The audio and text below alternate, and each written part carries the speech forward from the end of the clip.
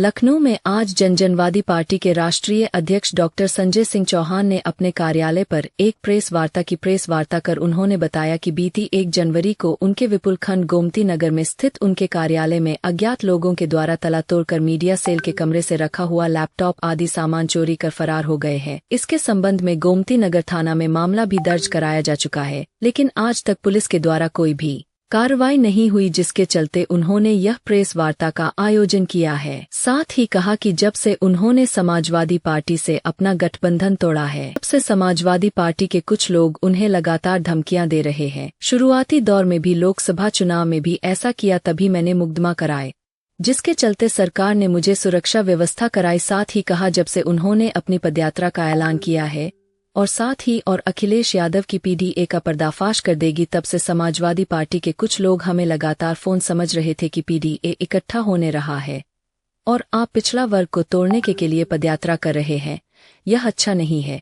लेकिन 1 तारीख की रात की घटना से जो हमारे ऑफिस में घटना हुई है, उससे यही लग रहा है कि वह हमें अपने मार्ग से हटाने का प्रयास कर रहे हैं। वहीं उन्होंने मीडिया के माध्यम से यह भी कहा कि यदि प्रशासन या लखनऊ पुलिस जल्दी इस मामले में कोई कार्रवाई नहीं करती है, तो उनकी पार्टी कमिश्नर ऑफिस का घेराव करेगी। आइए देखते हैं हमारे संवाददाता की एक रिपोर्ट। क्या उद्देश्य? जब से हमने समाजवादी पार्टी से गठबंधन तोड़ा है, तब से समाजवादी पार्टी के कुछ लोग हैं जो मुझे धमकियां देते रहते हैं। शुरुआती दौर में लोकसभा के चुनाव में भी लोगों ने ऐसा किया, तब भी मैंने एफआईआर कराया और सरकार ने मुझे सुरक्षा व्यवस्था मुहैया कराई।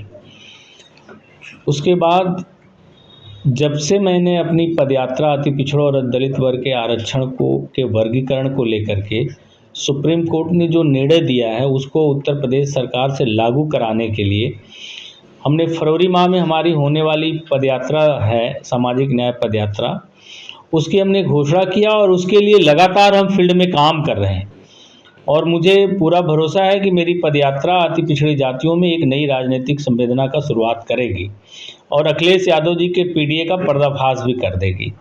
तब से समाजवादी पार्टी के कुछ लोग लगातार मुझे फ़ोन करके ये कह रहे थे कि ये आपकी पदयात्रा जहाँ पूरा पीडीए इकट्ठा होने की स्थिति में जा रहा है, पिछड़ा वर्ग इकट्ठा हो रहा है और आप पिछड़ों वर्ग को तोड़ने के लिए ये पदयात्रा कर रहे हैं, ये अच्छा नहीं होगा।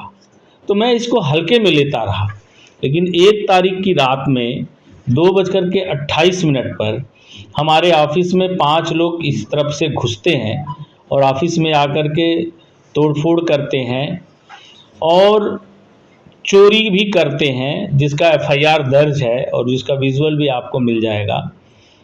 और उनके चोरी करने का जो तरीका था, उस तरीका को देखते हुए पूरी तरह से यह स्पष्ट है कि वे चोरी करने की नियत पर से नहीं आए थे, बल्कि वो मेरी जान माल को नुकसान पहुंचाने की नियत से आए थे। ये तो भगवान की कृपा रही कि 31 तारीख को मुझे ऑफिस में आना था और मैं राजस्थान से यहाँ ना आकर के दिल्ली चला गया था। तो मैं पुलिस प्रशासन के लोगों से भी ये कहूँगा कि वो 1-2 दिन रोज़ टाइम बढ़ा रहे हैं, आज 3 दिन हो गया, इसका जल्दी से जल्दी पर्दाफाश कर दें, नहीं तो 12 तारीख को जनवादी पार्टी के लोग सीपी कार्यालय में धरना पर बैठेंगे।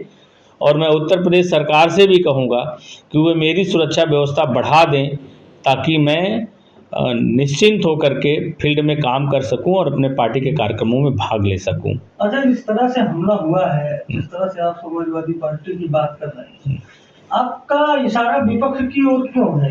क्यों लगता है कि विपक्ष ही हमला करवा सकता है? क्योंकि पिछले दिनों में भी यही लोग किए थे, धमकाया इन्हीं लोगों ने था और अभी भी उस तरह का फोन यही लोग कर रहे हैं और पीडीए की चर्चा भी कर रहे हैं कि आप पीडीओ को तोड़ रहे हो, आपकी पदयात्रा पीडीओ की एकता को खत्म करने मतलब पीडीए की एकता को कमजोर करेगी, इससे भारतीय जनता पार्टी मजबूत होगी, अगड़ा मजबूत होगा, ये सारी चीजें वे लोग कह रहे हैं।